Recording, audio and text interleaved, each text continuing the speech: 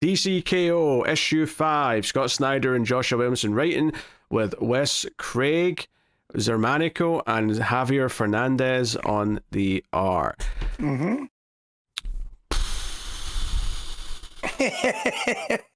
Like, I don't know, like, what am I supposed to say? Am I supposed to make sense of this? Am I supposed to say I understand exactly what the hell happened by the end of this? Like, is the universe we're in right now the one Superman created? I don't know. I don't think it is. I think he's got another universe inside him that's going to erupt or something. I don't know. But yeah. Oh yeah, Superman was the one who ended up making a new universe, or might be able to still make a new universe, because there was a plot twist that Time Trapper made a separate timeline or something. So just like Batman got the whole night fight thing, like as a sort of weird get out clause for dying, Superman had one immediately as well. I get the Time Trapper one, because having read Superman, that was a thing that was set up by Williamson about Time Trapper, and wanting, if Superman struck him down and he could, by the time he's reborn, he gets to control over a universe or whatever. That was at least set up a little bit. But I just wish it was more fulfilling. Well, here's what I would ask, Matt, right? We ended last issue with Lex Luthor winning, right? Lex Luthor is the one who's going to actually take on Darkseid. That's your big kind of almost surprise, is that he's the one who's going to do that. And obviously, we start the first page of this book is Lex Luthor laughing and being like, all right, let's accept the terms of your surrender, Darkseid. Like, I'm Lex Luthor, damn it. But it's not like there's some like conflict when Superman shows back up. As best as I can tell, Superman just melts Lex Luthor with heat vision the second he appears and Lex is gone, which raises all sorts of weird questions about this event, because the entire event I've been saying, well, none of this matters because no one can remember any of this anyway. But at the end, it kind of feels like at least the Trinity all remember that this event happened. Because in Lois, because Bruce and Diana are talking to Lois about it. So I'm not. I feel like they'll remember it if they need to for a story, but other than that, but otherwise they won't, because it just opens too many questions. Which is honestly the entire thing with like Snyder events, when he likes to go full Snyder, is that he just throws things out. Like when Superman and Darkseid start fighting in this, and Superman's full of Omega energy. Alpha energy. And Alpha. Yeah, instead of just Omega energy. Both. Right, he's fighting Darkseid. They're fighting basically through time back the way until they get to the Big Bang. And it's so high concept that at a certain point, I'm just like, I don't like Superman doing this kind of thing. I know he's like super powerful and he can do, he can lift up mountains, he can do this and that. But once you have characters like fighting through time streams and all that, like, I'm okay with Flash's doing it to an extent, because that's kind of natively built into like their lore, is the whole timey-wiminess of like, running so fast and ended up in the past and stuff like that. But once you start doing it like to this scale where Superman's literally creating a universe from inside of him, because I think early on when they were setting all this stuff up, I was thinking, oh, it's going to be kind of like to use a Marvel thing to compare it to. But in like Endgame, when it's like, okay, we've got the gauntlet, we're just going to snap fingers and okay, things are back to normal, right? It's going to be that simple.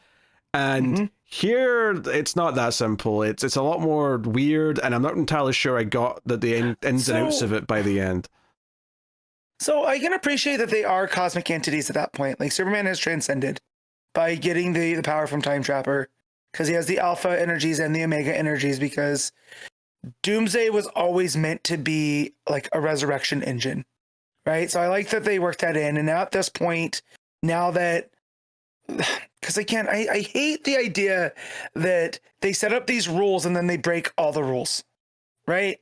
So like the winner gets the Omega powers, right? And that should just be Lex, right? So how they had Lex and Superman fighting Darkseid to build that up, and then like if Lex had to sacrifice himself because he knows that Superman's the one true, shot that they have of making anything right, but they just do away with Lex so quick. So it's almost like the tournament didn't matter.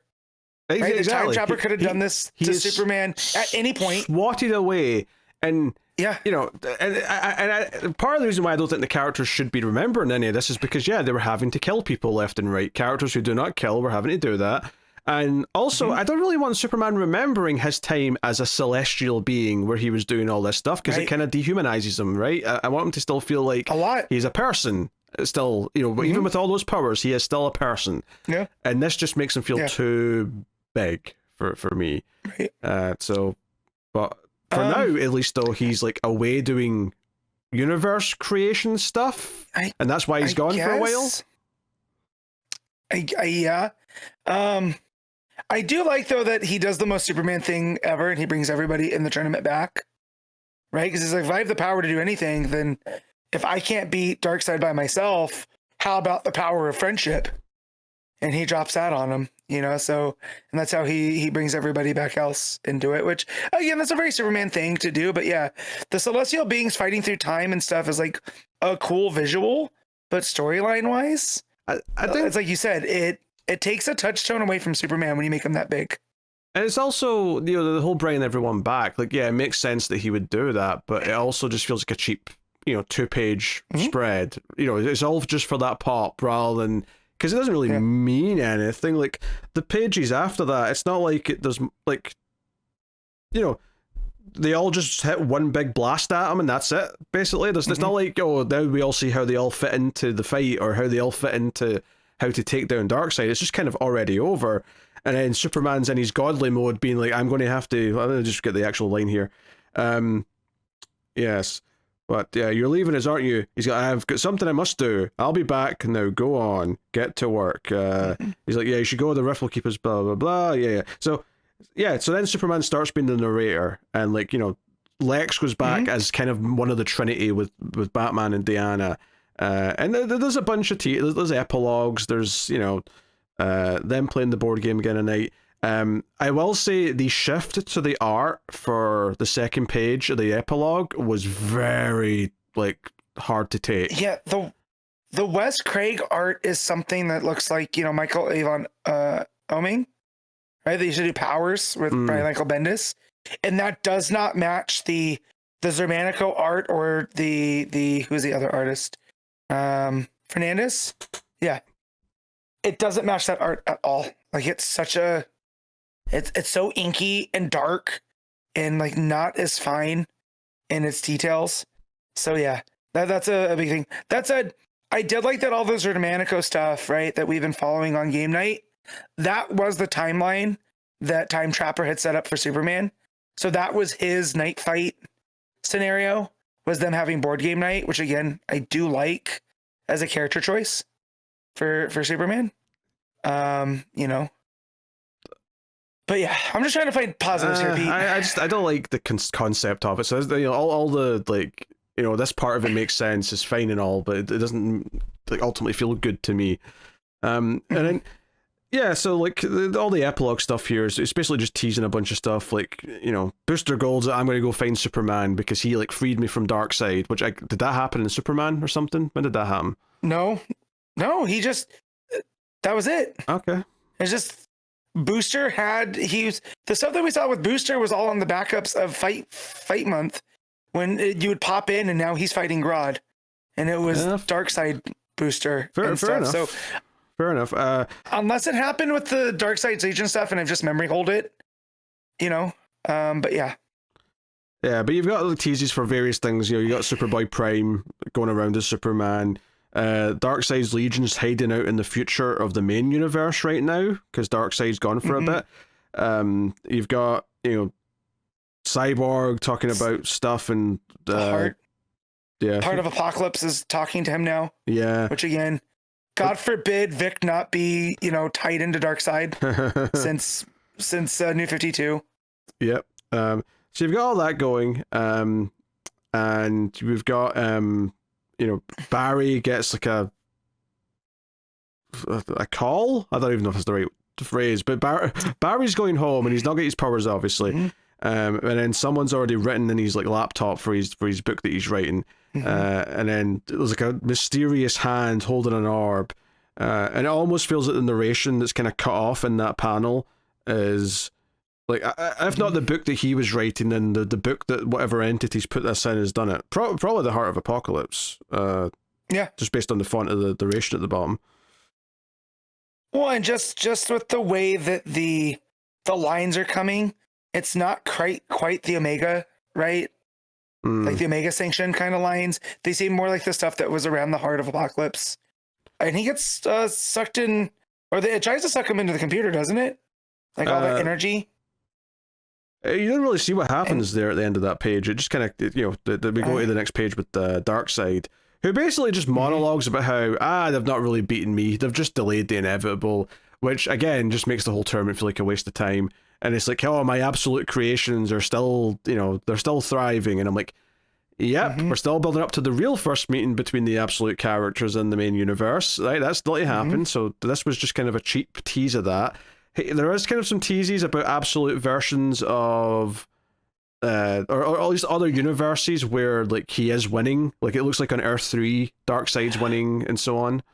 Yeah. So what happened there was they weren't just doing the tournament for our Earth; they did it on all the 52 Earths. And so right there, you have the Earth 3 tournament where it looks like Ultraman is fighting Owlman, and then it looks like the Tangent universe. Because that is Tangent Flash right there. I think, at least.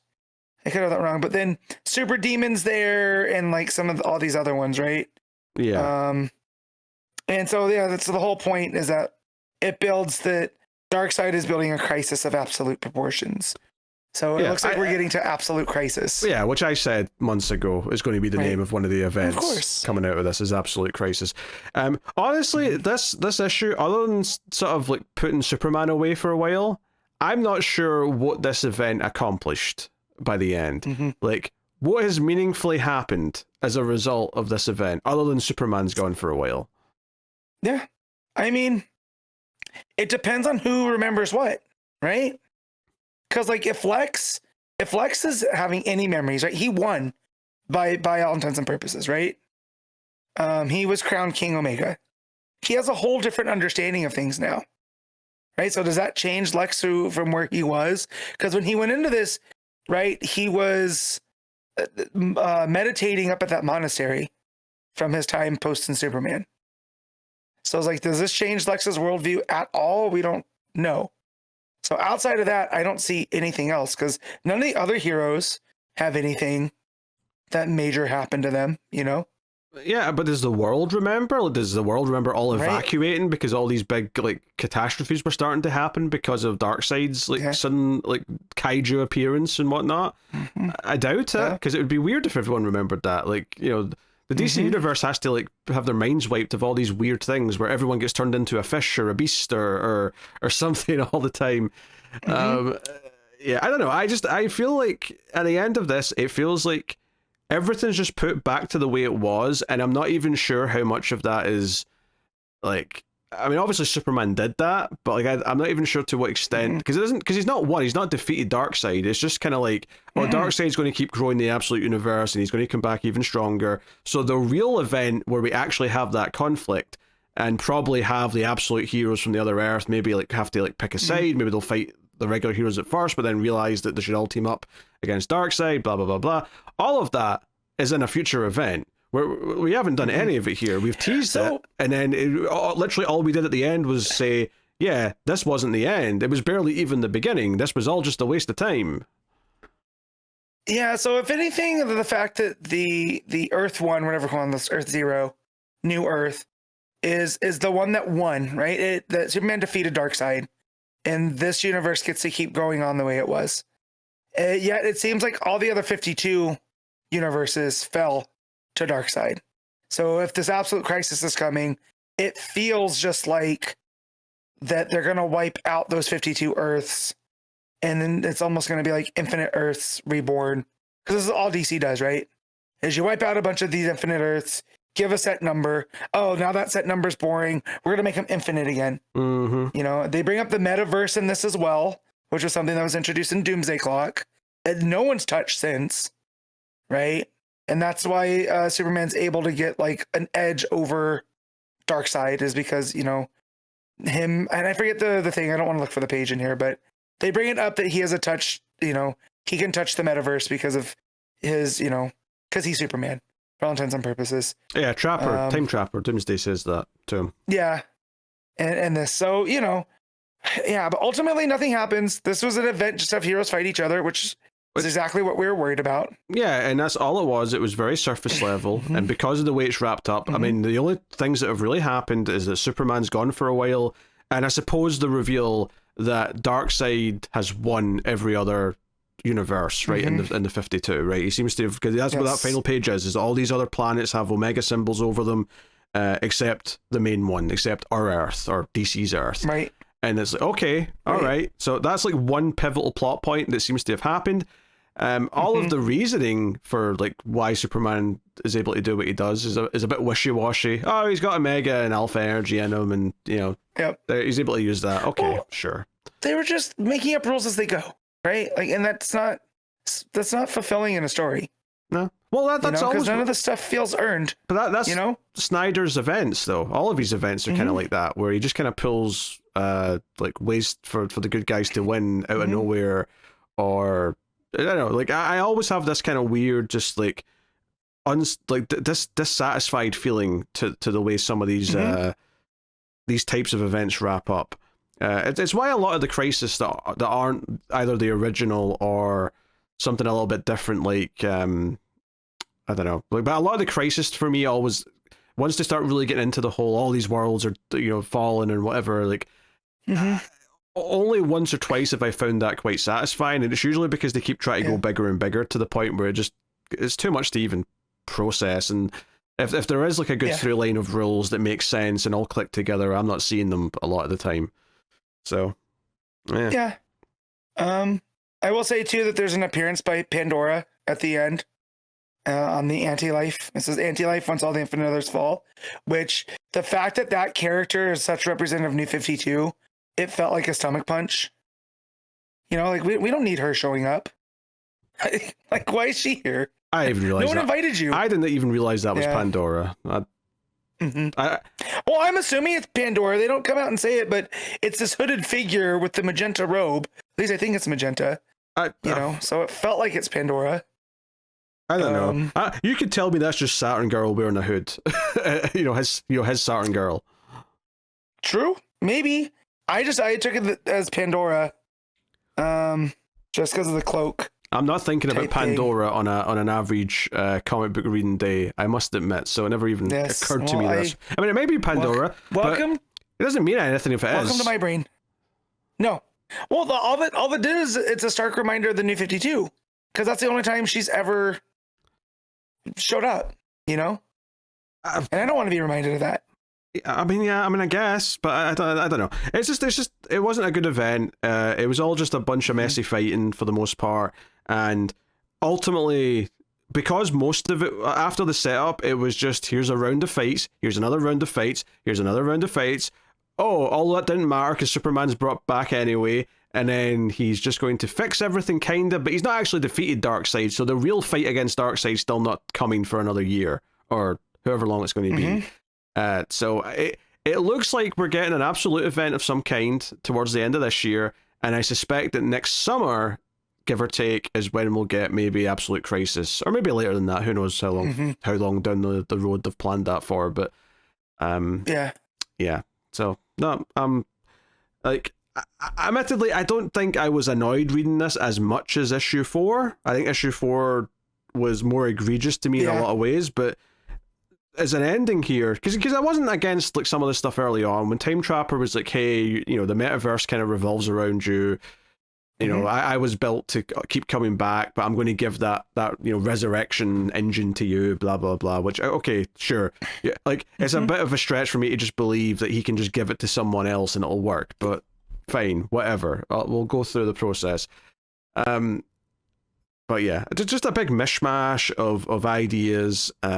Without really considering if they're actually satisfying in the way that they work together is my big thing with these types of events, where it's like Snyder just gets these big, huge concepts and he's like, oh, this is so exciting, but does it actually fit together and make for a satisfying conclusion based on what you've set up? Is there a good through line where all the previous issues feel like they mattered on the build up to this? and I don't think they did. And I think we realized they weren't going to matter that much as the more we get into it, which is why issues 3 and 4 were a lot more negative. And then this one, just like, oh yeah, none of those mattered. Tournament was irrelevant. Yeah. Yep. Just a gimmick. Which is the whole thing with Darkseid, and just he feels. I don't know if I like the omnipresent Darkseid, right? I like when Darkseid, you know what he represents, and you know there's the like the shadow of Darkseid, and now they've made him this like end all be all, you know, and like I said, omnipresent, and just kind of makes him boring, you know, like. I don't know if I agree with that, and like I'm not saying that the execution's good here. I don't think I have a problem conceptually though with Darkseid being omnipresent, right? I think like their use of him in this event is shit, but I don't think it's a problem conceptually. What I'm picking up on. No, yeah, that might just be what I'm picking up on a bit. Just, you know, yeah, it just wasn't executed properly. But yeah, it was a bit disappointing because, you know, but we kind of felt that going in. I just wish that we were wrong. You know, well, it says something that like going into this issue, I forgot issue 5 was out this week, and I just saw it in the list and went, "Oh, that's out this week. Huh, I guess I'll just have to get through that." Like it was a hurdle to get to all the other books that I wanted to read, as I just had to get KO out the way. Yeah. So yeah, that's pretty much it. Yeah, and then obviously, yeah, like we said, the art, like obviously there's good pages of art, but it is a bit messy at times, and that transition to the final artist towards the end of the book, the Wes Craig stuff, was very abrupt and jarring. It did not feel smooth at all. I was like, oh god, what happened? Did like I was like, did something happen to one of the artists before they could finish? You know, I was worried for their safety. So, yeah. And it's not even like the teases at the end were even that, like, because at least when I think back to like the end of say Death Metal or something, and like, okay, it wasn't the greatest event in the world, but it was fun enough. I remember like the ending pages teasing like some of the new books that were coming, and those were actually at least exciting teases. I don't think the teases at the end of this one were all that interesting. It's not like they showed, oh, here's like a tease that something important's happening to Batwoman because Batwoman issue 1's coming out soon. It wasn't like that. It was just kind of vague things. I mean, the biggest thing I remember is Superboy Prime pretending he's Superman. Like that's the one that's making a lasting impact on me. So yeah, it just kind of it was lame. It was a lame event, and I think after the first issue was okay, but then after that you started to feel the decline and the plummet, and the fight month was really what kind of turned the mood to the negative, I think. And then the main issues after that weren't really like, because I think I was still fairly positive after issue 2, but then Fight Month was was just a turd basically, and then we said, well, at least issue 3, when we get back to the main book, it might be worth something, and then it was like, oh no, this just feels like more Fight Month. Oh no, this is all this is, and then yeah, no, it never got better from there. Never got better. Yep. Yeah, it's a shame. It's a shame. All right, Matt, what are you giving KO issue 5? I'm gonna give us a 6. I don't know what I give it. I'm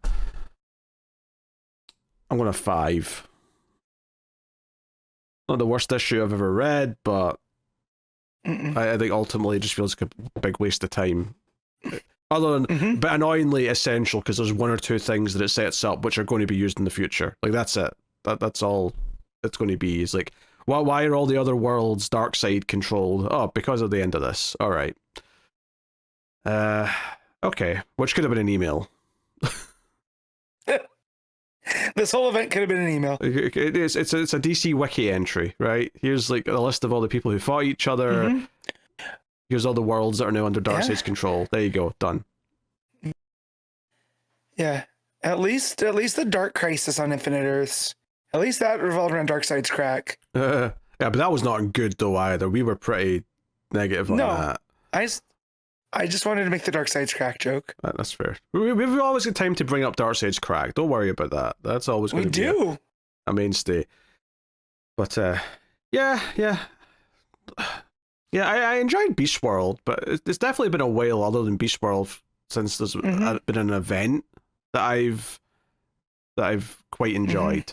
Honestly, it's maybe the biggest weakness DC's had in the last few years is the events have not been that good. But Which is okay as long as they're not Yeah. infecting too many of the ongoing books. It's not that big a deal because they're there and then they're gone. So. Well, the thing about Beast World is it felt like it was just a story happening across Nightwing and Titans, and you know what I mean? And it felt more controlled. Yeah. So. Well, it was a bunch of one shots and stuff, but yeah, it was. Yeah. Oh well.